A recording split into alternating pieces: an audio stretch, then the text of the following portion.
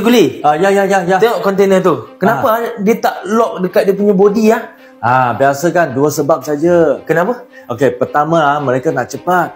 Kerana semasa driver kan dia bantu ini lori, dia pergi port crank. Okey, itu camber kan, dia camber itu kontainer, terus naik lori kan. Lori terus boleh bergerak tau. Tapi dia boleh jimat setengah jam ke 1 jam lah. Mestilah jimat masa mah, faham tak? Faham. So yang kedua adalah, okey, kita cakap macam tu.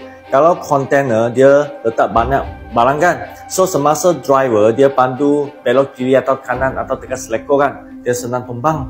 So kalau dia tak lock, tumbang adalah kontainer, bukan lori tau. Faham?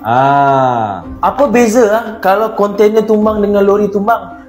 Beza banyak. You tengok kontainer kan, biasa kan claim insurance daripada customer. Kenapa? Kerana customer yang beli kontainer main insurance mah. Kalau lori kan adalah pihak company logistik yang beli. So logistik kena tanggung itu lori, itu customer kena tanggung itu kontainer. So kalau tumbang kontainer saja kan, itu customer sendiri settlekan lah. Faham tak? Faham. Apa langkah-langkah keselamatan yang perlu diambil? Okey, langkah-langkah ini senang saja, kita cakap tanggungjawab bersamalah. Okey, tak kira driver atau pihak logistik. So pertama adalah driver mesti nak checking dan mesti nak lockkan kontainer dekat lori. Faham tak? Faham. Okey, yang kedua adalah lori jangan pandu laju-laju. So kena ikut tetapan had laju yang ditetapkan lah. Yes, betul. Kerana lori kan dia berat lah itu dekat kontainer. Kalau dia pandu laju-laju semasa belok kiri atau kanan atau dekat selekor, boleh tumbang.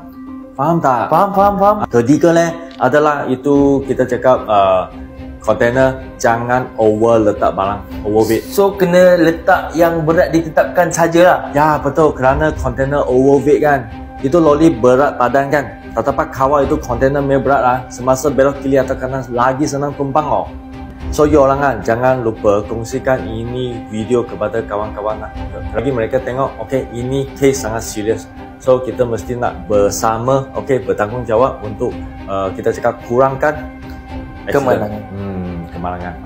So jangan lupa follow saya, like dan share. Bye.